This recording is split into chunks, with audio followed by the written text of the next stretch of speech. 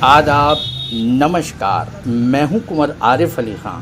कलम की ताकत न्यूज़ में आपका स्वागत है।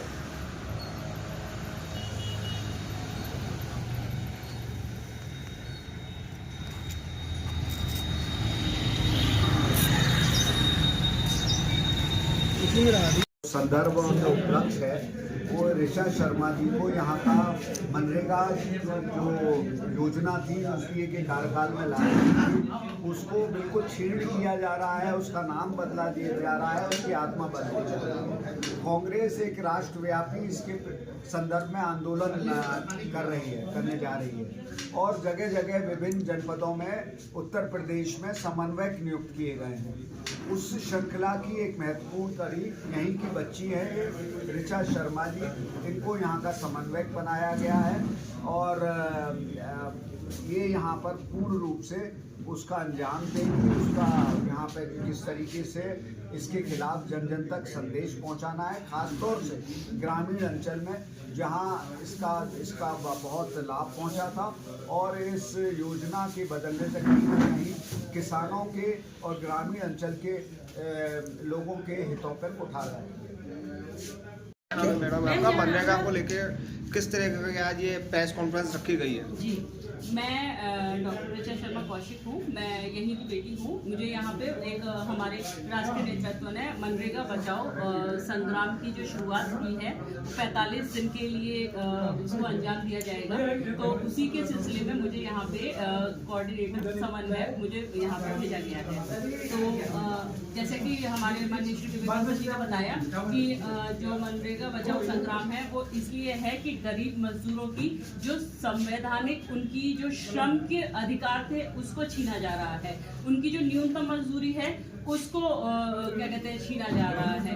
इसके अलावा जो क्या कहते हैं ग्राम पंचायत स्तर पर जो उनको ग्राम पंचायतों का जो एक अपना ढांचा था उसको ये डिस्टर्ब करने की कोशिश करेंगे। क्योंकि वहाँ पे जो हमारे मनरेगा मजदूर हैं, जो हमारे लेट हैं और इसके अलावा जो हमारे वहाँ ग्राम सेवक थे वो इसमें इन्वॉल्व रहते थे। अभी क्या होगा कि अब जो भी ये अपना वित्तीय जो इनका रहेगा वो अपने ठेकेदारों के थ्रू, अब समझ रहे हैं कि वह पुराने जमाने की तरह कि केवल ठेकेदार होंगे, ठेकेदार उनको काम देंगे, उनकी मर्जी होगी उनको चुनेंगे, जिनकी मर्जी नहीं होगी उनको। सरकार ने क्यों ऐसा किया?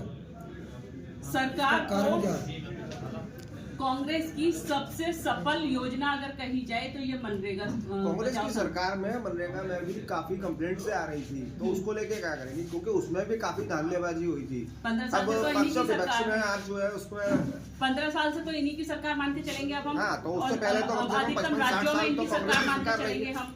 अधिकतर राज्यों में भी इन्हीं की सरकार है, तो धांधली तो इन्हीं के सरकार में बढ़ी है। कांग्रेस के में भी हुई है, उसमें उसके लिए क्या कहेंगे? कांग्रेस और ये अधिकारियों के ऊपर शिकंजा कसने की बात है और भाजपा सरकार का शिकंजा अपने अधिकारियों के ऊपर कम हो गया है। उनको मनमाने ढंग से उनको छूट दे दी गई है, आपको जो करना हो वो कीजिए।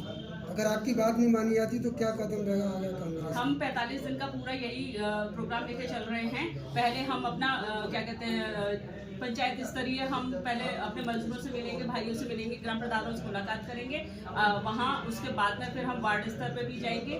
उसके बाद जिला स्तरीय अभी हम आज एक धरना और उपवास हम दे रहे हैं। फिर राज्य स्तरीय हमारा धरना उपवास होगा, राष्ट्रीय स्तरीय भी धरना उपवास होगा। मैं ठाकुर सोमवीर सिंह, जिलाध्यक्ष जिला कांग्रेस कमेटी अलीगढ़। आज आप कहाँ पर जा रहे हैं? हम कलेक्ट्रेट पर हैं, सभी हमारे भाई इकट्ठे हो रहे हैं। हम और शहर अध्यक्ष नवीद खान साहब आ चुके हैं, माननीय विवेक बंसल जी भी आने वाले हैं और लखनऊ से चल करके यहाँ की कोऑर्डिनेटर मनरेगा की ऋचा कौशिक जी ये आज धरना किस चीज़ का धरना दिया जा रहा है? रोजगारी बाजी भी आने वाली है। ये मनरेगा को लेकर के आज ऋचा कौशिक जी को यहाँ का कोऑर्डिनेटर बनाया गया है अलीगढ़ का, और ऋचा कौशिक जी यहाँ अलीगढ़ में आज आ रही हैं, इस धरने पर भी आएंगी। और ये उपवास है, धरना नहीं है। अच्छा, उपवास है? हाँ, 1 दिवसीय उपवास है। यहाँ हम उपवास पर बैठने जा रहे हैं और उपवास इसी का एक संकेत है कि केंद्र सरकार द्वारा 10% स्टेट गवर्नमेंट देती थी, 90% मनरेगा की मजदूरी केंद्र सरकार वहन करती थी। तो सरकार ने ऐसा कदम क्यों उठाया है जिससे मतलब मजदूरों को नुकसान पहुंचे? ये सरकार मजदूरों की मसीहा नहीं हो सकती, बार बार कहती है। राहुल गांधी जी भी कहते हैं आदरणीय, और तमाम हमारे पार्टी के नेता कहते हैं। ये केवल चंद पूंजीपतियों की सरकार है। शिक्षा, स्वास्थ्य और बेरोजगारी पर इसका कोई ध्यान नहीं है। जिस देश में शिक्षा और स्वास्थ्य बेरोजगारी पर सरकारें ध्यान नहीं देंगी वो देश गर्त में चला जाएगा।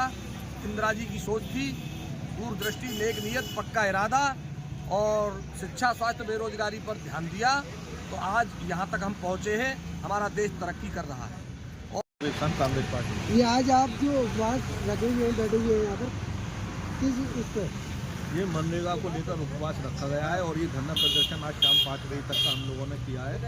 और जिस तरीके से सरकार मनरेगा का नाम जी राम जी कर बदल रही है, ये सिर्फ मनरेगा को ख़त्म करने की योजना है। जो गरीबों को 120 दिन रोजगार मिलता था साल में और टाइम पर उन्हें पैसा मिलता था, उसको घपला करने के लिए।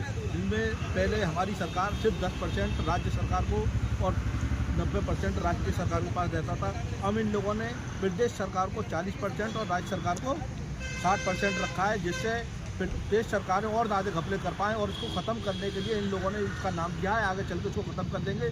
जिस तरीके से अभी कश्मीर में एक MBBS कॉलेज को जिस तरीके से खोल के इन्होंने बंद कर दिया है, इन्होंने देखा कि इसमें तो सरकार का खर्चा आ रहा है, जिस चीज़ पर सरकार खर्च करती है उसको बंद करके प्राइवेट में ले जाती है, जिससे कि सरकार को आमदनी होती रहे और उनके जो मित्र हैं, अंबानी अंडानी, वो आगे बढ़ सके। इससे पहले भी आपने धरना दिया था, लेकिन कोई सुनवाई अभी तक इसमें कोई बदलाव नहीं आया है। बदलाव नहीं आएगा। हम धरना प्रदर्शन करेंगे, उग्र प्रदर्शन करेंगे।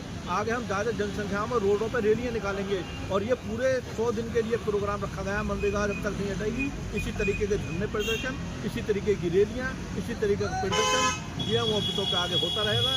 सरकार की जब तक हम ईंट से ईंट नहीं बजा देंगे तब तक पीछे नहीं हटेंगे। जब तक इसका नाम वापस मनरेगा नहीं रखा जाएगा जी राम जी से, तब तक हम अपनी लड़ाई कांग्रेस पार्टी सड़कों पर लड़ती रहेगी।